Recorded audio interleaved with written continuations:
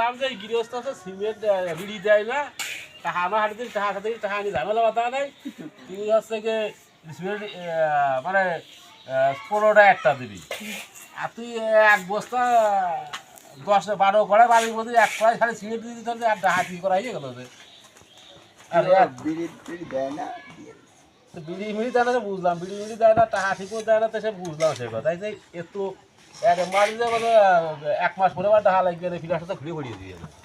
না সেরকম হয়নি, হ্যাঁ সেরকম হয়নি।